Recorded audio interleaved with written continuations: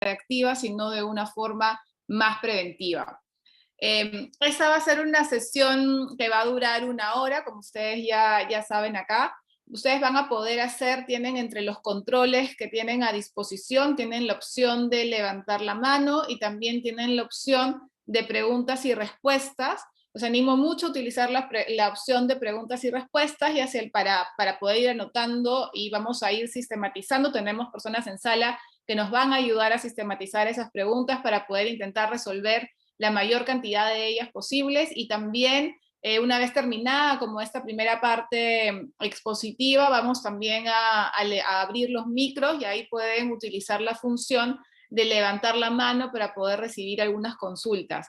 Idealmente esperamos poder terminar toda esta primera parte en unos 40 minutos, de tal forma de lograr tener un espacio de 20 o 15 minutos para poder conversar con ustedes, para intercambiar ideas sobre esto que nos trae el día de hoy, que es cómo diseñar una estrategia empresarial para prevenir el acoso sexual laboral. Así que sin más, muchas gracias Andy por ser parte de esta sesión y por todo el trabajo conjunto que hemos venido haciendo estos últimos meses y comenzamos.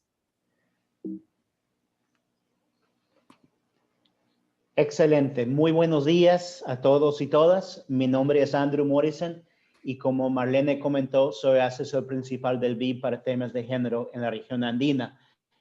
Quiero empezar hablando de por qué la prevención del acoso sexual laboral debe ser prioritario para las empresas y sobre todo para las empresas serias y para las empresas innovadoras. Creo que hay 3 motivos importantes. El primero, y no voy a hablar mucho del primero, es porque es responsabilidad de cada empresa proveer un ambiente laboral seguro. Hay legislación nacional en Perú, en Colombia, en varios países de la región que establece la responsabilidad de las empresas de prevenir y atender casos de acoso sexual laboral. Este es un argumento de compliance, de cumplir con las responsabilidades legales. Pero quiero detenerme más en un segundo argumento que creo que es potente de por qué el tema debe ser importante para las empresas. El acoso sexual laboral les cuesta muy caro a las empresas, muy caro. Me gustaría compartir con ustedes datos de 2 estudios de 2 países desarrollados, Estados Unidos y Australia, y también unos datos recién salidos del horno de ELSA para Bolivia, Colombia y Perú. El primer estudio que aparece en pantalla de Estados Unidos es súper interesante porque logró estimar el costo del hostigamiento sexual para las empresas sin levantar una encuesta especializada sobre niveles de acoso en las empresas. El estudio salió hace apenas 5 o 6 meses. Utilizó el respaldo de datos de 2 portales grandes de intermediación laboral, Indeed.com y Glassdoor. Y esos 2 portales tienen comentarios sobre las empresas realizados por personas que han trabajado ahí o que han buscado trabajo en las empresas. De hecho, los 2 portales tienen más de 3 millones de comentarios sobre empresas estadounidenses y también de otros países, pero el estudio empleó datos de los portales de entre 2011 y 2017. Entonces, los autores del estudio incluyeron empresas con más de 200 comentarios en Glassdoor o en Indeed.com y rankearon esas empresas según la frecuencia de comentarios sobre hostigamiento sexual y calificaron una empresa de alta prevalencia de hostigamiento sexual si esa empresa estaba en el percentil 95 para arriba. Podemos pasar, Marlene, a la siguiente diapositiva. Entonces, el motivo del ejercicio fue estimar el impacto del acoso sexual en el desempeño de las empresas. Según el estudio, en los 2 años después de medir el acoso en las empresas con más comentarios, con más altos niveles de acoso, tuvieron una tasa de rendimiento de la inversión entre 8.4 y 21.2% menor que las empresas con menos comentarios. Y eso suma un valor de entre 900 millones y 2.2 mil millones de dólares. Lo que quiero recalcar con este estudio es que el acoso sexual laboral tiene costos elevados y no solamente se trata de un tema de igualdad de género, se trata de un tema de desempeño empresarial. Ahora quiero pasar muy rápidamente y podemos avanzar a Australia. Este es un estudio de Deloitte realizado en el año 2019. Tiene una metodología mucho más tradicional. Levantaron una encuesta en las empresas australianas. Encontraron que el 23% de mujeres en Australia habían sufrido acoso sexual en los 12 meses antes de la encuesta y, interesantemente, el 16% de hombres sufrieron acoso sexual en los 12 meses antes de la encuesta. Deloitte intentó estimar el costo de este acoso distinguiendo tanto entre las diferentes formas de acoso como entre los diferentes tipos de costos que van desde el ausentismo, mayor rotación, hasta los costos para el sistema de salud australiano y la calidad de vida de los empleados. El costo total en Australia sumó a 2.4 mil millones de dólares estadounidenses, aproximadamente $90 a nivel per cápita en Australia. Ahora sí, Marlene, pasamos. Prometí los datos recién salidos del horno para Colombia, Perú y Bolivia. Esos son productos de ELSA que GenderLab lanzó con mucho éxito el día de ayer y van a escuchar más de ELSA. ELSA es una herramienta digital, les ayuda a las empresas a recoger datos sobre el acoso sexual laboral y también sobre algunos de sus costos. También ayuda a formular planes de acción. En las empresas donde hemos probado la versión beta de ELSA, los costos del acoso sexual laboral son significativos. De las personas, mayormente mujeres, quienes han pasado por una situación de acoso sexual laboral, un 78% sienten frustración, un 73% sienten estrés y un 55% tienen dificultades para concentrarse. Obviamente, estas secuelas van a tener un impacto en la productividad laboral. Entonces, resumiendo, la segunda motivación para que una empresa tome en serio este tema es que el acoso les cuesta muy, muy caro. Ahora, quisiera pasar una tercera motivación que no hay que subestimar. Francamente, se está acabando la tolerancia social para el acoso sexual en nuestra región y también para la violencia contra la mujer. Las empresas se están interesando cada vez más en cómo prevenir el acoso sexual laboral. Y obviamente el movimiento feminista, el movimiento Ni Una Menos, el Me Too, juega un papel aquí. Hubo una encuesta de Ipsos en el año 2019 a nivel mundial y 3 de los 4 países con un mayor porcentaje de ciudadanos que identifican el acoso sexual como el problema más importante que enfrentan las mujeres y las niñas son países latinoamericanos, son Perú, Argentina y México. Entonces, hay una conciencia social creciente que el acoso no se tolera. Por el lado empresarial, hay creciente interés también. Ayer, cuando lanzamos ELSA, tuvimos casi 450 personas del mundo empresarial con nosotros. ELSA fue el primer trending topic ayer en el Perú, que nos llena de alegría. Y más de 40 empresas de Bolivia, Colombia y Perú ya han colaborado con GenderLab en el desarrollo de la herramienta ELSA. Marlene, te paso la palabra para seguir con la presentación. Adelante. Gracias, Andy. Muchísimas gracias por este preámbulo y efectivamente, no solamente se trata principalmente de hacer lo correcto. El acoso sexual es algo que es uno de los principales problemas que existen, que afectan a las mujeres y a las niñas en el mundo. Es uno de los principales problemas y retos en el mundo del trabajo que afecta a hombres y a mujeres, pero tiene una incidencia todavía especial por parte de las mujeres. Y es un problema frente al cual hemos venido teniendo una actitud todavía relativamente pasiva, ¿no? A pesar de la gravedad del problema, hemos tenido una actitud bastante pasiva porque básicamente estamos a la espera de una denuncia para recién comenzar a actuar, para recién comenzar a decir que tenemos tolerancia cero o empezar a sacar nuestros protocolos. Creo que sí hemos visto redes sociales, esto ha sido bastante marcado en el caso peruano, sobre todo el año pasado, que hemos tenido casos que se han hecho públicos y las organizaciones recién ahí sacaban sus comunicados de compromiso con una cultura laboral sin acoso sexual, cuando ya esa era una respuesta tardía. Depender de una denuncia, digamos, no es la mejor estrategia y vamos a hablar un poco hoy en esta sesión de por qué eso no es. Antes de pasar a hacer como estas rutas que creemos que son puntos de especial atención que serían útiles que las empresas tengan en cuenta para crear una cultura de prevención contra el acoso sexual laboral, quiero tomarme unos 2 minutos, algo muy breve, para poder explicarles qué es ELSA. Ya Andrew ha mencionado que el día de ayer tuvimos un evento de presentación, fue un evento internacional.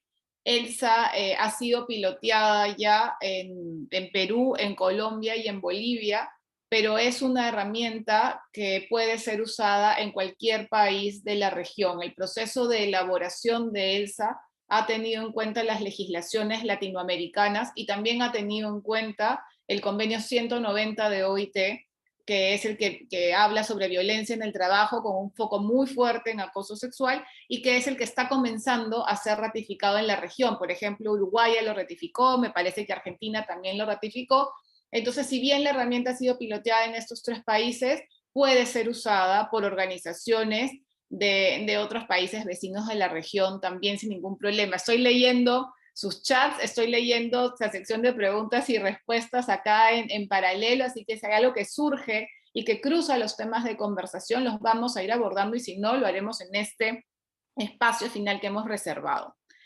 Muy sucintamente, ELSA es una herramienta integral de diagnóstico e intervención que ayuda a las empresas a responder preventivamente al acoso sexual laboral y lo hace a través del uso de algoritmos e inteligencia artificial.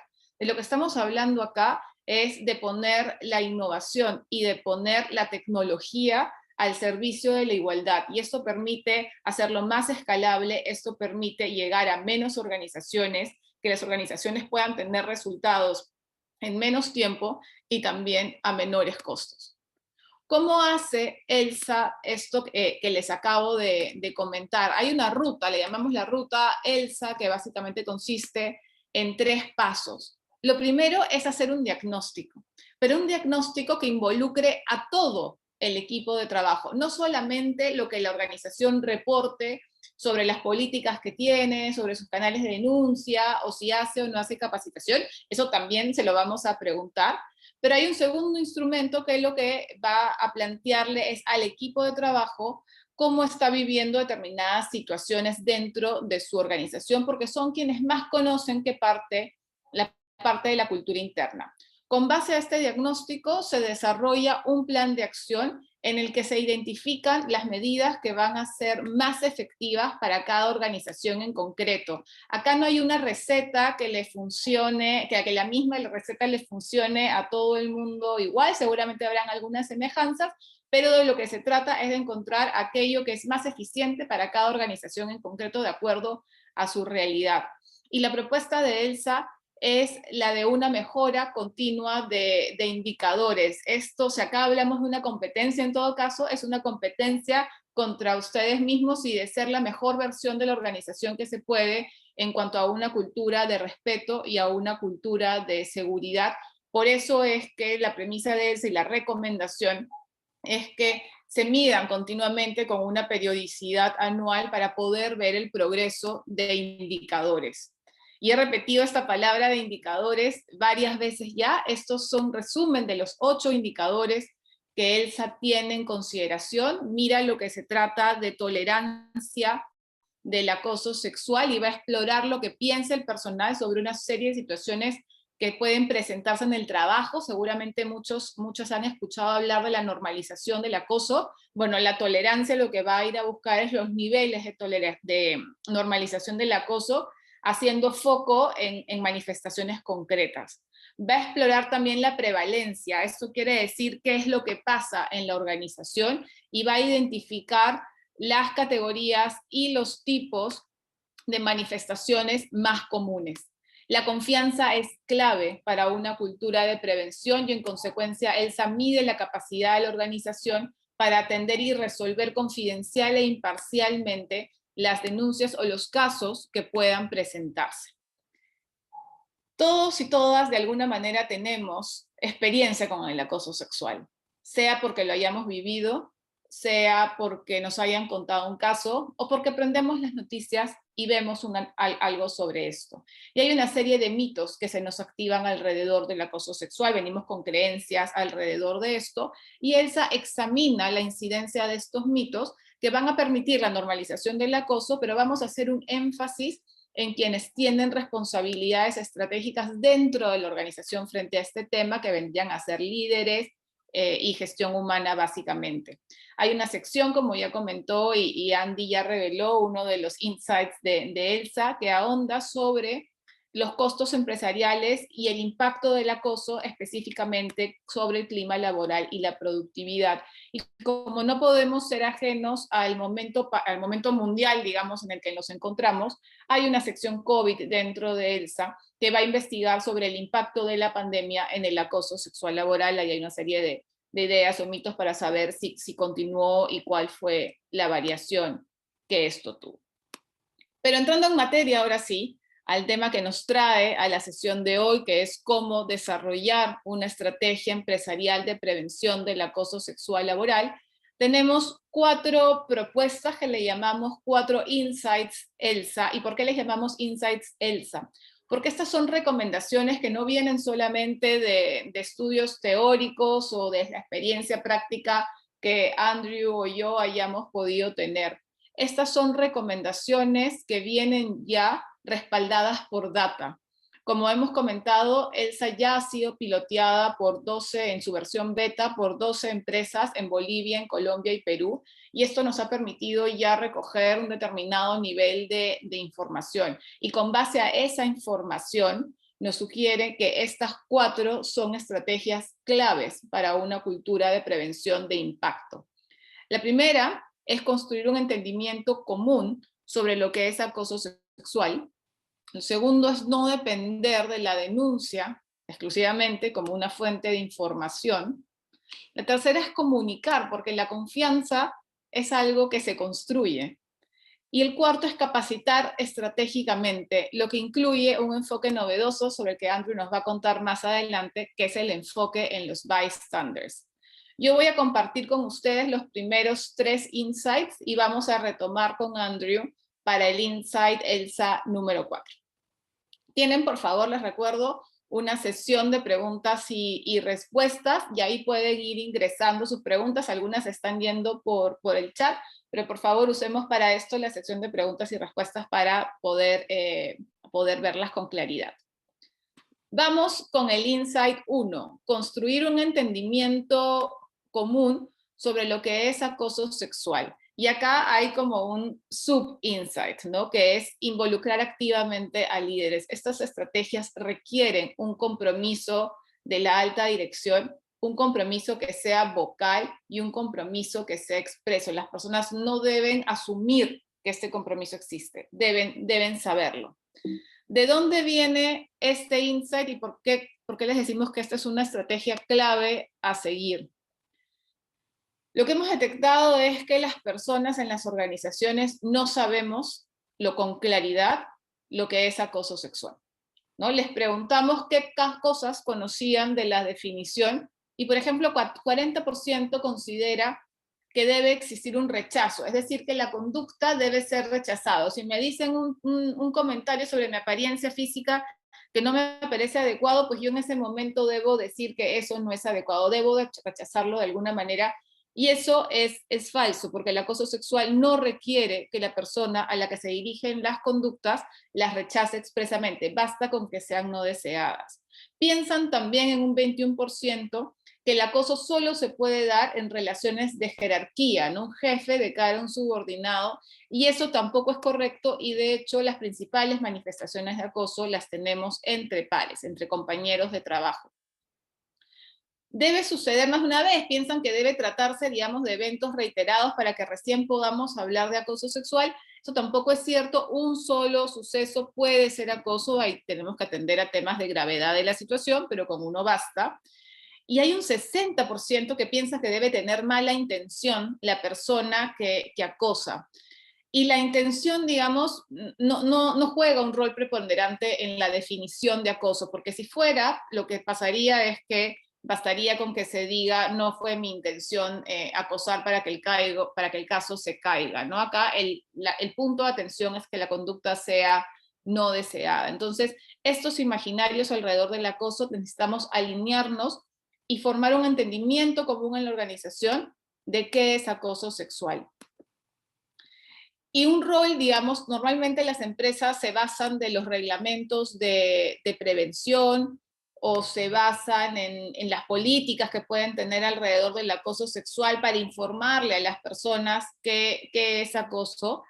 Pero fíjense que no solamente basta con informar a la organización, sino que tenemos que poner atención en quienes dentro de la organización se están enterando de esta información. Y como ustedes ven, dentro del primer y segundo nivel jerárquico, que vendrían a ser gerencias generales, comités de gerencia, suelen conocer bastante bien, digamos, en mayor proporción las políticas, pero cada vez que bajamos de niveles jerárquicos y llegamos, por ejemplo, al sexto nivel, que hablamos básicamente de cargos operativos, son como 3 veces más el número de personas que reportan no conocer la política, y estas son cosas que pasan dentro de una misma organización. Entonces, ese alinearnos es alinearnos todos, ¿no? O sea, que esto cruce con todos los niveles jerárquicos.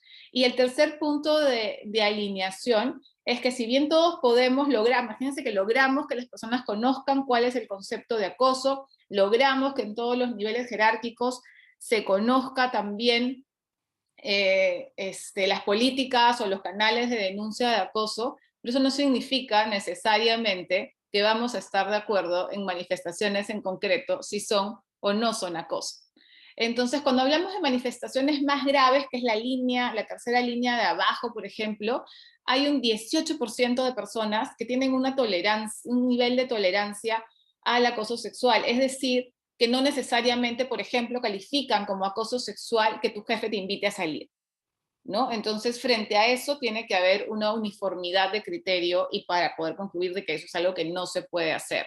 Y en la medida que vamos yendo a manifestaciones más sutiles, pues la divergencia de opiniones se va ampliando, ¿no? Cuando llevamos a atención sexual no deseada, ¿no? Que vemos entre un 29 y 4%, ahí es 33% de personas, por ejemplo, piensa que invitaciones reiteradas a salir, las miradas obscenas, el mandar material con contenido pornográfico, podrían ser conductas inadecuadas para el centro de trabajo, pero no van a ser acoso. Y ya cuando nos vamos a acoso sexista, por ejemplo, que le llamamos acoso de género también, pues es más del 50% que va a considerar que los comentarios o bromas sexuales no lo son, ¿no? Entonces necesitamos formar la información, la data, lo que nos dice el día de hoy es que hay que poner esfuerzos en uniformizar nuestros criterios. El segundo insight es no depender de la denuncia como única fuente de información, y la recomendación acá es pasar de la reacción a una cultura de la prevención.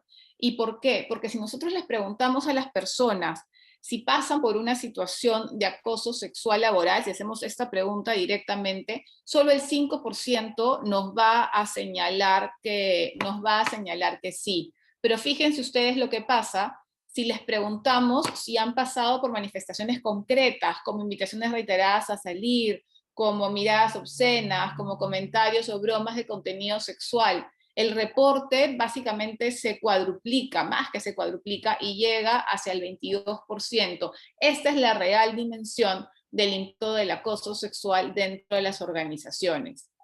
Ahora, ¿qué hacen las personas que sí llegan a reconocer que hay una situación de acoso? 6% lo reporta usando los canales oficiales, la línea ética que ustedes puedan tener, y 10% va a hablar con recursos humanos. Es decir, hay un porcentaje muy bajo que va a poner en conocimiento de ustedes lo que está pasando, y llevando esto a números mucho más fáciles de digerir. De una organización de 400 personas, 100 van a pasar por acoso, 70 de esas 100 personas son mujeres y solamente 3 lo van a denunciar. Entonces, depender de la denuncia como única fuente de información para saber si tenemos o no un problema no es la mejor decisión que podamos estar tomando. El tercer insight es comunicar. La confianza en la organización es algo que se construye, no es algo, digamos, que for granted, como dicen ahí, que viene dado, y es un proceso. ¿Y qué es la información que tenemos? Porque claro, yo vengo hablando de que la gente no denuncia, ¿no? Y que eso como organizaciones pues nos plantea un problema, porque lo que esperaríamos que sea nuestra principal fuente de información, pues de pronto no lo es. Entonces con Elsa les preguntamos a las personas por qué no denunciaban, y yo acá les he resaltado ya 2 que me parecen bastante relevantes. Un poco más del 50% responde que es porque no quiere ser vista como una persona problemática en el trabajo. Es decir, está leyendo y está entendiendo esta persona que si ella denuncia, no es alguien que pone en conocimiento de su organización algo que está mal. Como por ejemplo, si yo descubro un acto de corrupción y lo denuncio en mi empresa, está bien que yo denuncie un acto de corrupción, eso está bien visto. Bueno, lo mismo no pasa con el acoso sexual, y las personas en consecuencia no lo reportan. Y otro miedo que tienen es el de perder su trabajo. Este es un miedo que llega alrededor del 25%. Esto tiene que ver con que no confían en cómo la organización va a resolver su caso, y piensan más bien que en lugar de llevar esto a buen puerto, pues ellas pueden terminar más bien en el desempleo. ¿Qué hay detrás de estos miedos? Hay 4 números que son bien relevantes, ¿no? Hay un 38%, por ejemplo, de personas que piensa o que no cree que Recursos Humanos esté capacitado para atender casos de acoso sexual. Como GenderLab venimos entrenando, creo que ya más de 80 comités de intervención en el caso peruano. Estamos entrenando un número también de equipos en Colombia y Bolivia para que entrenamientos de más de 8 horas, donde hay una inversión de tiempo para que puedan abordar adecuadamente estos casos, pero nadie en su organización se entera que tienen equipos altamente preparados para abordar esto, ¿no? Entonces acá hay una tarea de hacer ese esfuerzo de comunicación. Hacer y parecer deben ir de la mano.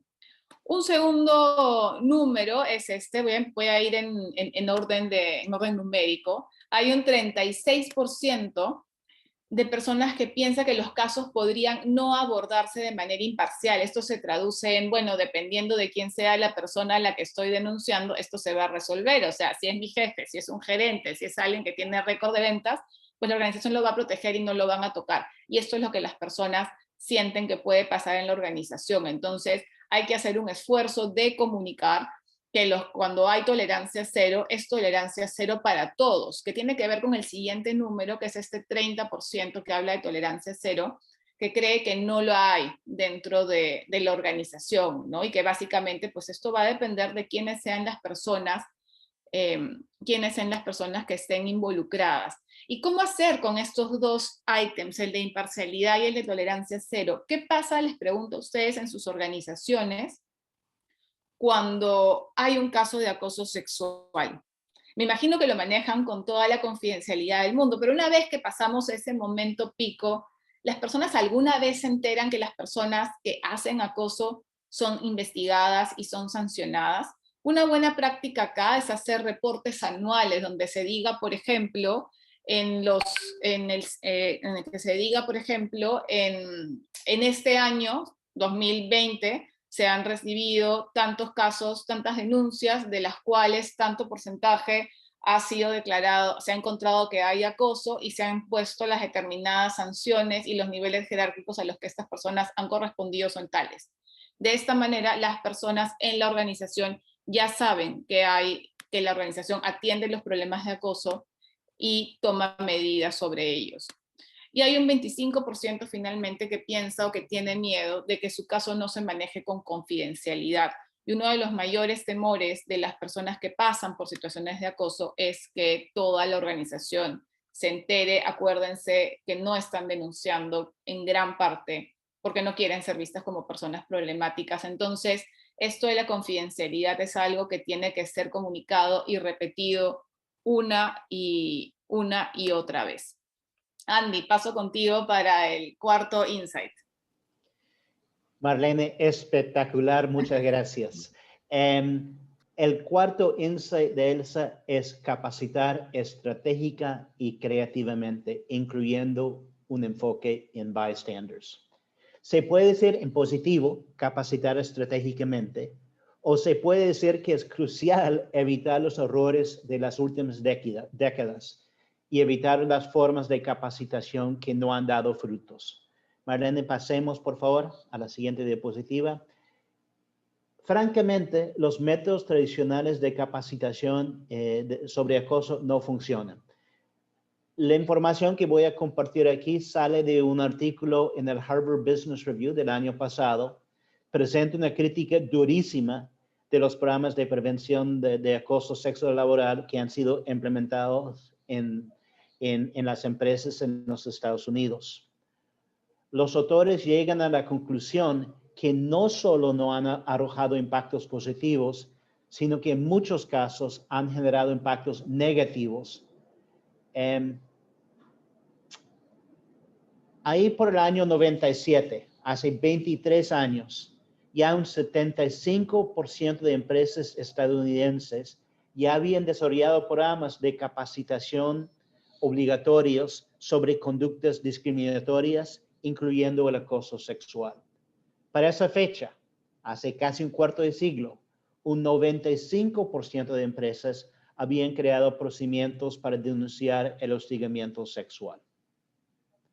Pero hoy en día, en mi país, en Estados Unidos, un 40% de mujeres son acosadas en el ambiente laboral.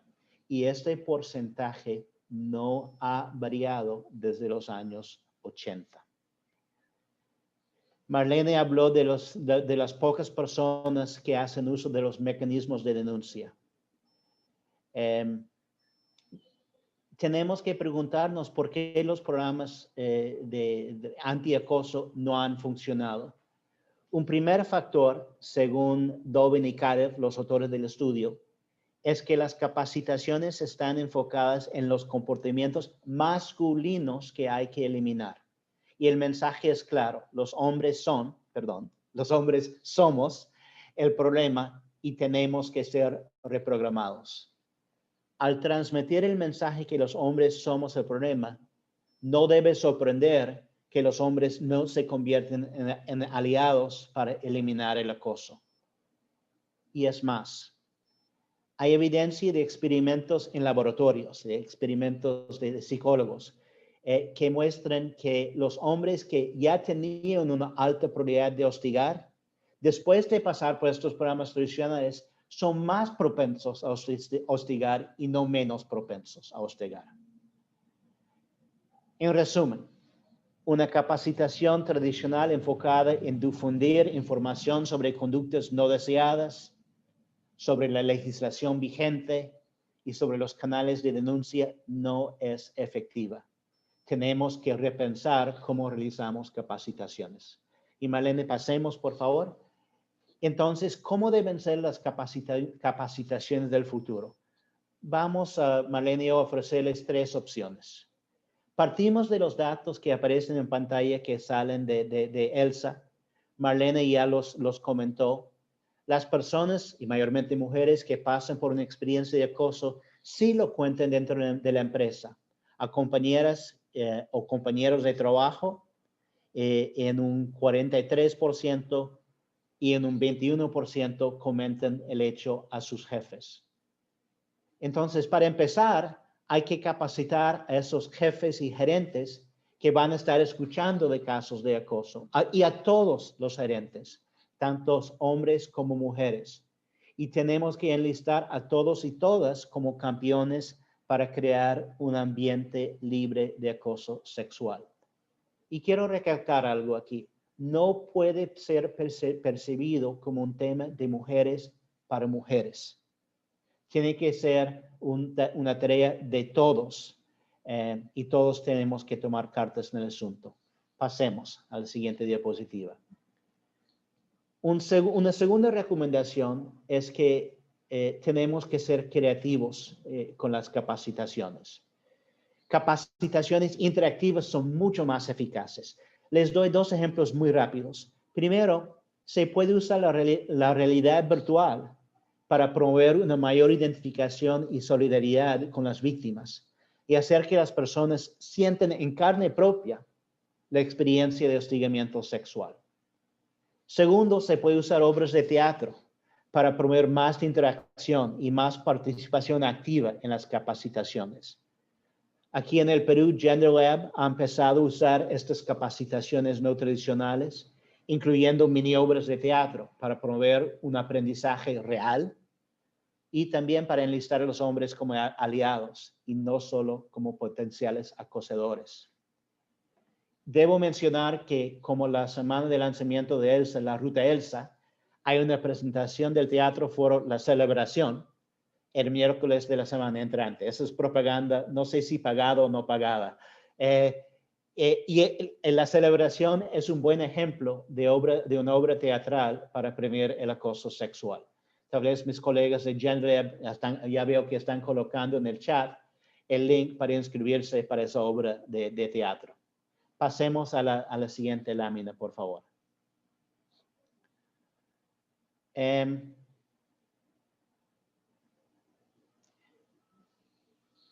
Si un 21% de las víctimas y los víctimas hablan con sus jefes y un 43% hablan con sus compañeros y compañeras, esto suma, soy economista, pero creo que puedo sumar, creo que suma al 64%.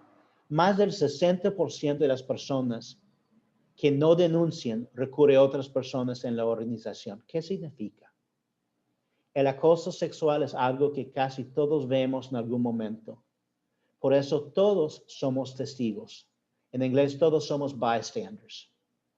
Somos bystanders de comentarios sobre apariencia física, que son muy comunes. Somos bystanders de bromas sexuales o sexistas y somos bystanders de miradas persistentes, obscenas o incómodas. Entonces podemos usar el poder de trabajar con los bystanders. Pasemos a la siguiente diapositiva, por favor. Los programas que trabajan con bystanders involucran a hombres como aliados. Hay evidencia sobre su efectividad, sobre todo en el ambiente educativo en las universidades de Estados Unidos, pero se ha empezado también a usar en ambientes laborales. En Estados Unidos, la Comisión para la Igualdad de Oportunidades Laborales, el EEOC, desde el año 2016 recomienda el uso de programas de capacitación a terceros y la ciudad de Nueva York desde el año pasado requiere que empresas con más de 15 empleados utilicen dichos programas. Entonces pasemos a la siguiente diapositiva para ir cerrando este tema de capacitación. Para resumir, creemos que hay tres enfoques de capacitación que sí van a producir reducciones importantes en el acoso sexual laboral. Y son la capacitación a todo el liderazgo, a todos y todos los líderes de la empresa. En segundo lugar, capacitaciones creativas e interactivas. Y en tercer lugar, un enfoque en terceros o bystanders. Y con esto, Marlene, te paso la palabra para cerrar esta presentación con broche de oro.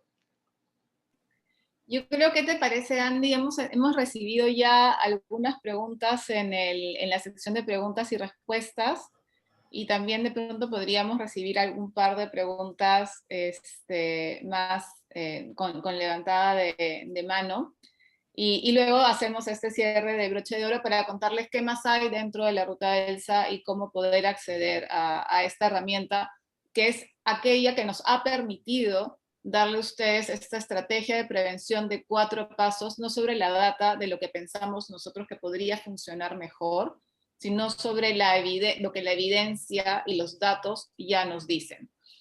Tengo una pregunta que está acá de espectador anónimo, que nos pregunta si es que, a pesar de que el Perú todavía no ha ratificado el convenio 190 de OIT, si la ley peruana cumple con esos estándares. Yo voy a ir con esta pregunta ahí. Si los cumple, digamos, la ley peruana a nivel regional es una de las una de las que tiene el estándar más alto. Hay todavía unas mejoras que hacer como consecuencia de nuestro proceso de ratificación del convenio 190, que es básicamente más transparencia en la información, ¿no? Esta recomendación que ya venía de la propia ELSA, por ejemplo, ¿no? De reportar el número de casos que tiene la organización para que las personas puedan conocer, que no significa reportar un caso con nombre y apellido, ¿no? Quiero ser bien enfática en eso, sino reportar y poner en conocimiento de las personas que esto es algo que efectivamente se atiende. Y acá hay un Andy que yo creo que puede ser para ti, creo que al final de tu presentación tú abordaste este tema con lo de los bystanders, ¿no? Que es, Romina nos pregunta si hay comportamientos masculinos también de mujeres, no son solamente los hombres, y esto pues, digamos, sobre todo pasa mucho en países con una cultura machista, estoy poniendo palabras yo acá que no las ha puesto Romina, que pasa en culturas machistas y en países latinoamericanos como los nuestros. Yo creo que de pronto ahí, si nos ayudas nuevamente con el foco del bystander, ¿cómo puede apoyar a esto? Romina, gracias por la pregunta. Es más comentario, ¿no?, que pregunta. Y estoy de acuerdo. Los datos que presenté de Australia mostró que un 23% de mujeres fueron víctimas de acoso y un 16% de hombres. Entonces, los hombres también. El problema es que para la región andina, hasta el momento, no tenemos esas cifras. Los datos que tenemos de otras encuestas solamente tienen datos sobre acoso sufrido por mujeres. Él se va a generar ambos tipos de datos, así que vamos a poder decir qué tan frecuente es el acoso a hombres versus a mujeres. Pero vinculándolo con el enfoque de bystanders, como dijo Marlene, yo creo que el mensaje clave es que todos que estamos en un ambiente empresarial, tanto hombres como mujeres, tenemos que estar preparados para intervenir y parar ese acoso, sea un acoso de un hombre hacia una mujer o de una mujer hacia un hombre. Y tenemos que, como dijo Marlene, reconocer que es acoso y tenemos que saber cuáles son las técnicas que son muy fáciles, muy sencillas de implementar con un enfoque de bystanders. Marlene, de vuelta, quiero responder otra pregunta que vi en el chat, no en el Q&A, y hubo una consulta de por qué no hemos llegado al Ecuador todavía. Y como he vivido en Ecuador, que es un país que quiero mucho, quiero responder a esa pregunta. Hemos escogido los 3 países básicamente por limitaciones de financiamiento. En este momento, con el financiamiento que provee mi organización, el Banco Interamericano de Desarrollo, solamente tenemos recursos para llegar a Bolivia, Colombia y Perú. Pero esta no es nuestra ambición. Nuestra ambición es crear una herramienta digital, ELSA, que sea sostenible y que llegue a toda la región. Entonces, no está en el Ecuador, pero confiamos que estamos creando algo aquí que va a terminar trabajando a nivel regional. Marlene. Perfecto, y de hecho, como comenté al inicio, ELSA está preparada para poder atender, ya está preparada el día de hoy para poder atender las necesidades de otros países de la región también, a pesar de que el piloto efectivamente fue en Bolivia, Colombia y Perú. Tenemos un par de preguntas que van alrededor del tema sancionatorio, que me gustaría agarrarlas a mí. Yo soy abogada de profesión y luego empecé mi camino hacia el género, así que esta es como mi combinación perfecta. Y nos pregunta Juliana, digamos, si todos los casos se deben sancionar como un despido, por ejemplo, el caso de las miradas lascivas. Sonia nos pregunta cómo determinar qué tipo de sanción aplicar a un trabajador. Y sí, creo que por ahí van esas 2 preguntas. A ver, no, lo que pasa es que tenemos una sola palabra, digamos, para que abarca muchas manifestaciones, ¿no? Bajo la palabra acoso sexual está el chantaje sexual, que es cuando básicamente alguien tiene que acceder a determinado tipo de acercamientos o comportamientos para poder mantener su empleo o sus condiciones laborales, que son los casos más graves de acoso. Pero acoso sexual también son estas miradas lascivas, son las bromas con contenido sexual o los comentarios sobre la apariencia física de otra persona, ¿no? Entonces, así como hay un abanico de formas, digamos, de acosar, también hay en las legislaciones de los distintos países graduaciones de sanciones, ¿no? Que normalmente hablamos de amonestaciones, a grandes rasgos en América Latina se trabaja con amonestaciones, con suspensiones de contrato de trabajo más o menos largas, y la más grave es el despido. Entonces, dependiendo también de la gravedad de la situación y de pronto que tengamos alguna persona que sea reincidente, esto se debería graduar. Yo siempre recomiendo que por lo menos arranquemos en suspensión, porque la amonestación son palabras y las palabras se las lleva el viento. Entonces, que siempre empecemos por una suspensión, aunque sea de pocos días, porque manda un mensaje, y pongamos atención a que esto no sea un caso que se reitere, porque ya con una reiterancia, digamos, de lo mismo, todo se vuelve más grave. ¿Y cómo explicarle, digamos, esto a la persona que seguramente que sufre el acoso y que tendrá expectativas más fuertes? Creo que la pregunta parte de una premisa muy buena, y es que hay que comunicarle a la persona que ha denunciado el caso cuál ha sido el resultado de este, ¿no? Y una causal de gravedad adicional, creo que también es quién hace el acoso, ¿no? Los casos son mucho más sensibles cuando vienen de parte de los superiores jerárquicos, porque ahí hay una relación de poder mucho más marcada. Andy, no sé si tú quieres escoger tus preguntas o yo te No, suelto yo, una. yo quiero escoger mis preguntas. Dale, Quiero dale, tener dale. libertad de decisión y de elección. Me gustaría tomar la pregunta sobre comunidad LGTBIQ. Se escucha decir cuando hay del movimiento LGBTQ que el amor es el amor. Y estoy de acuerdo, el amor es el amor. Se puede decir que el acoso es el acoso, en el mismo sentido. Si una persona LGBTIQ sufre el acoso por motivo de su orientación sexual, hay que ver esto como otra forma de acoso en la empresa. Puede haber manifestaciones específicas del acoso hacia personas con diferentes orientaciones sexuales. Pero yo creo que, uno, hay que incluir el tema LGTBIQ en las capacitaciones, uno. Y dos, hay que trabajar, si hay una organización y hay personas que son abiertamente el LGTBIQ en la empresa, se puede incluirlos e incluirlas en estos esfuerzos para que sus voces estén presentes en este proceso. Marlene, de vuelta contigo. Yo quiero escoger una que ha puesto Romina, que habla sobre la normalización del acoso, y es cómo manejar estas situaciones donde la persona, el líder o la líder, sí identifica, digamos, el caso, lo que está sucediendo, pero esto está tan instaurado, digamos, en el colaborador que lo ve como normal, ¿no? Por ejemplo, son chicas guapas y tienen que vestirse de tal manera para atraer la atención de los hombres, que son los que deciden.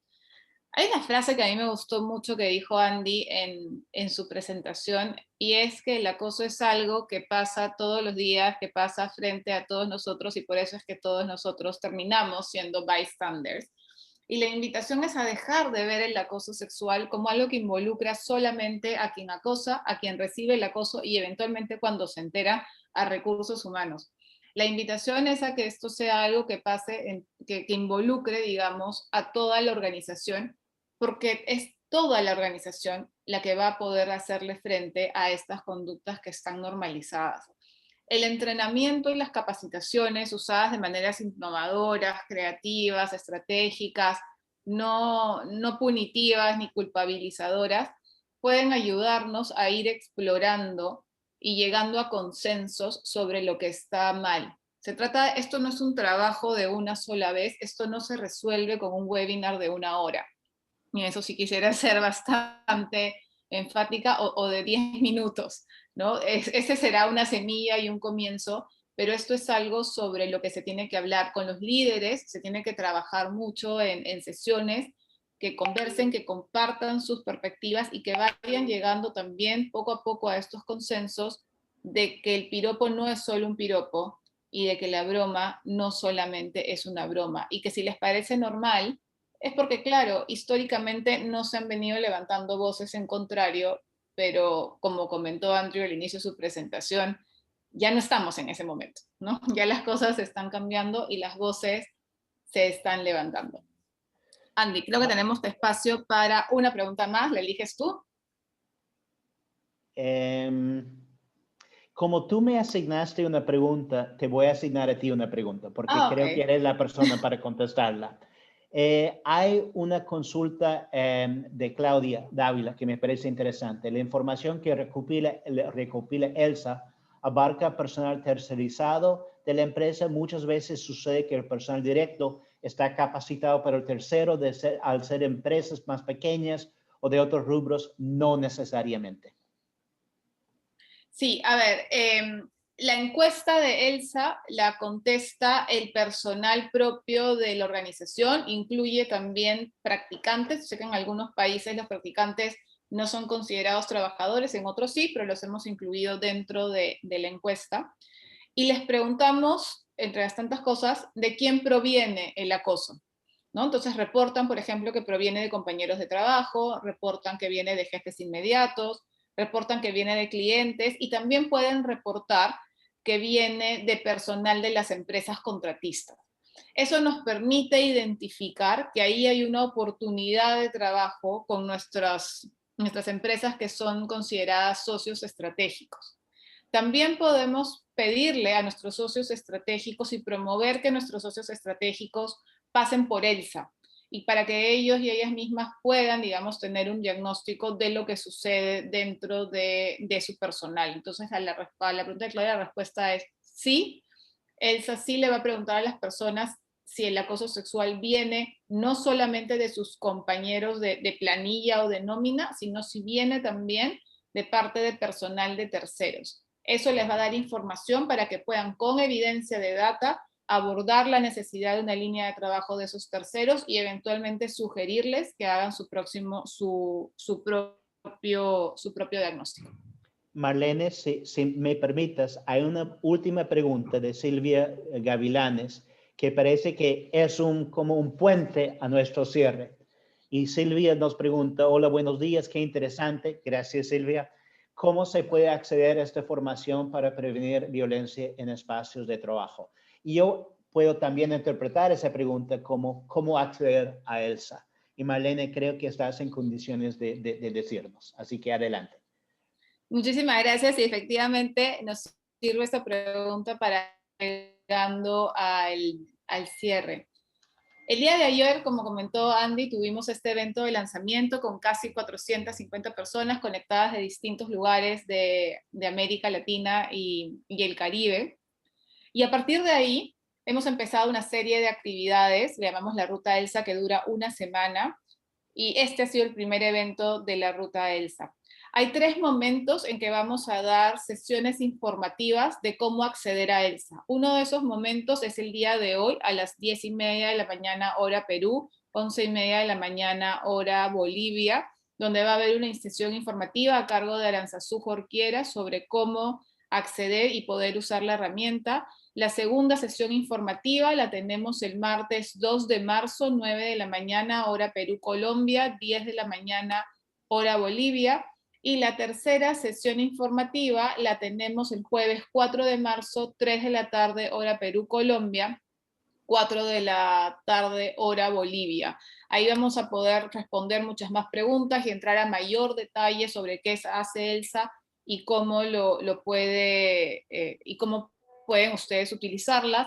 Tienen además dentro de esta semana de la Ruta ELSA más charlas y más talleres para aprender a analizar, por ejemplo, casos de acoso sexual, que sería el día de mañana. Hay una sesión de eso a las 5 de la tarde. Hay también la próxima semana una sesión, un Gender Lab Talks, donde vamos a hablar de reputación empresarial y acoso sexual con expertos de Colombia y expertos de Perú también en esto.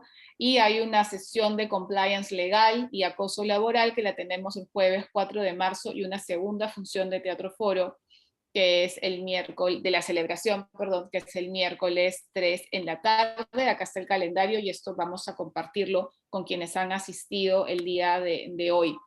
Pero si quieren, si ya están como queriendo, no quieren esperar a la sesión informativa que viene seguidamente a las 10:30 de la mañana y quieren entrar ya a resolver sus dudas, pueden ingresar a www.genderlab.io y ahí ya pueden acceder a más información sobre cómo funciona ELSA, qué mide ELSA y qué necesitan los distintos modelos de esquemas en el que ustedes podrían acceder a esta herramienta y también información sobre opciones de un uso subvencionado gracias al proyecto que tenemos con el BID y algunos requisitos que deben cumplir las empresas para poder acceder a estos cupos limitados, empresas de Perú, de Colombia y de Bolivia. Toda esa información ya está a disposición en la página web y también la pueden encontrar en las redes sociales de Facebook, Twitter, Instagram y LinkedIn que ven ahí abajo en la pantalla.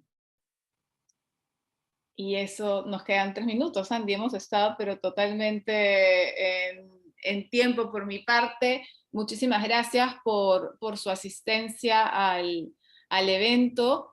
Hemos sido más de 80 personas conectadas en esta sesión.